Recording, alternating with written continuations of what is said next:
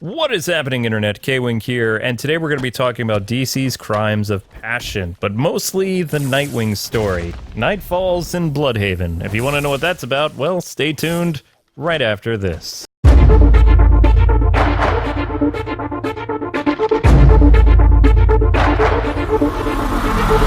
First and foremost, I want to get the spoilers out of the way because this has been marketed wrong.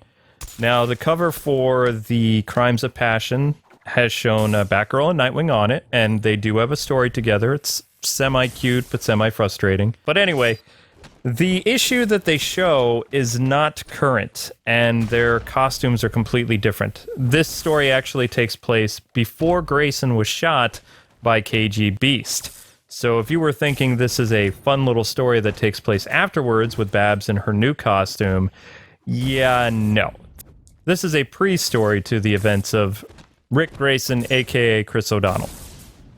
So the story is kind of about a breakup, which is odd for a Valentines Day issue, but actually most of this book is kind of hit and miss. The Batwoman stuff is really dumb. There's kind of a cute mob story type issue in here that Catwoman gets involved with. And maybe I'll talk about that in another time, but the Plastic Man story was kind of weird about this girl cheating on him. The Black Canary and Green Arrow story was semi-cute, and I kind of liked it, but the only reason I bought this was for the Nightwing and Batgirl story, because I assumed that it was going to be something really good. And, well, yeah, it didn't really end up that great. So like I said, it's a breakup story. It takes place after an incident where, once again, Dick Grayson is trying to further their relationship and Babs is just having problems with commitment. Now, this goes all the way back to the 90s, if you guys didn't know. Babs was always kind of not wanting to put a label on what they had, and Grayson was kind of being the girl in that sense and being kind of like, well, what are we to one another? Are we a thing? Are we not a thing? Are we friends? Are we more than friends? And Babs just, she never knows. Now, this actually was different in the 80s when Barbara was actually interested in Nightwing, but he was with Starfire. That's when she actually wanted him, and she couldn't have him, so either the characters are getting closer to each other and then something pulls them apart, like Nightwing getting shot in the head, or an event happening 1 year later where Grayson almost dies. Every time Grayson almost dies is when they break up. But let me just say, this time around, it's not Barbara's fault. In the current comics, she's actually lamenting over her loss with Richard because she was finally ready to commit. Then he got shot in the head and had his memories erased. Now, a lot of people are thinking, well, when he got shot in the head, doesn't that mean that he just forgot who he was? No. So how the whole Rick Grayson thing has changed now in the current comics is the Court of Owls, who are becoming a very big key part of both Grayson and Batman stories because of the new video game, which you didn't hear from me. But they erased all his memories and created this new persona for Dick Grayson, Rick Grayson.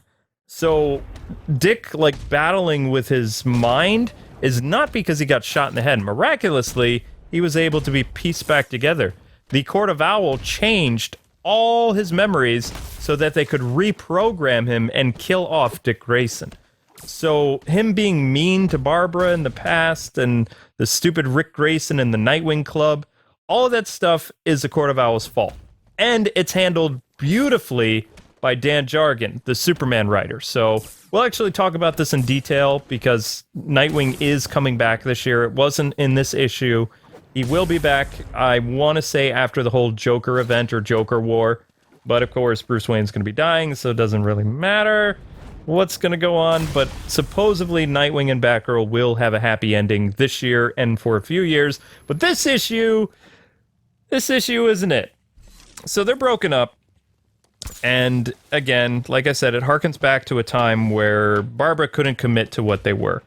And then later in the issue, she's kind of explaining, well, you know, I don't really know what to call us when she's talking to her dad, and her dad's just kind of like, well, I mean, you two know what you have, and all this other stuff, and eventually, I guess it's kind of hinted that they get back together. I mean, they are perfect for each other. Like, there's no woman that Grayson loves more than Barbara Gordon. I mean, he's married the woman a couple times, going back to Convergence, And even with his memories being restored, it shows that Grayson actually did propose in this new continuity. So it's not that Barbara is just kind of like this forced together relationship that they're trying to do. They've actually been together. But let's talk about the story itself. So in this story, Grayson is trying to find this lost boy named Richie. And Richie has fallen in with the wrong crowd. Well, I mean, that's to say the least. He ends up starting the issue talking about like all the issues that he and Babs are currently going through, and he's going to take his mind off things by patrolling, because, you know, that's what superheroes do. He ends up running into Richie's cousin, they get into a little scuffle, and we find out that Richie is missing, so Grayson continues on the hunt. He also shows some flashbacks of his time as Robin, where he is trying to say, you know, I'm okay not having anybody, but secretly he wants somebody. Like, he really wants Barbara. And Barbara is just having all kinds of issues. After trailing Richie to where Grayson thinks he is feeling bad about the argument that he and Babs had. So what he does is he calls her, and he leaves a message on her phone, probably just wanting to apologize. But anyway, after getting some advice from her dad at dinner, she notices that she has a missed call from Grayson. And she's not really able to hear the message because he gets KO'd. So then she replies to his call, and we find out that Grayson has been kidnapped by some weird Bludhaven bad guys. And lo and behold, Batgirl shows up to save him. And she's wearing her purple costume. They have this cute little banter at the end, and she basically says, I always have your back, I'm always here for you, and I need you too. So another part of the book that I probably should have gone over, but I don't know how important it is. They talk about how they both don't need anyone, yet they have their fathers, more or less. Babs has her dad to fall back on, so she does need someone in her life. She's actually talking with her father about her relationship issues. And Dick is remembering his father, Batman, and, you know, his grandfather, Alfred, and going over things like, I said I didn't need them, but I really did. So the whole point of this issue is all about what they need, and what they really need is each other.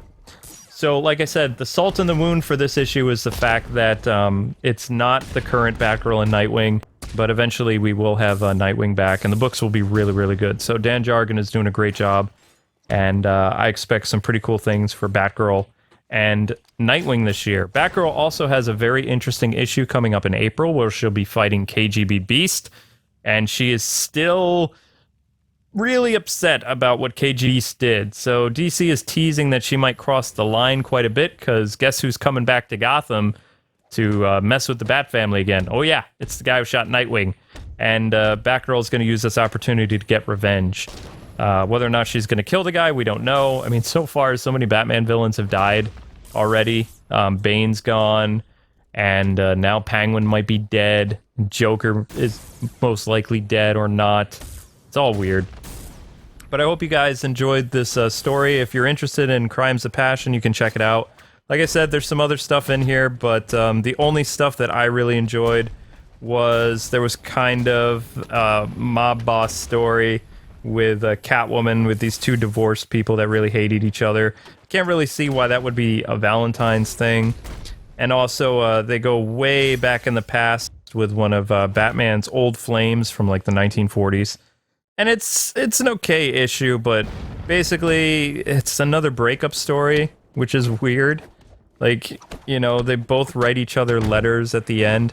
It's kind of like, you know, I was hoping that they'd give 40s Batman kind of a happy ending, but no, they really don't at all. So, and that's more or less the Crimes of Passion. So if you guys want more comic recaps or just discussion videos, let me know. I have some other Batman videos coming your way. We've got more information about the Batman suit and some other stuff, and maybe some game-related news. But I hope you guys have a great one. Thanks so much for listening to this Knightfall Bludhaven about Babs and Nightwing, and hopefully the future is bright for those two. But again, this is a past story that does not take place in the current Nightwing continuity. Ugh. Oh well. Alright, people. Thanks for listening, Gothamites. I will see you in the next Bat video soon.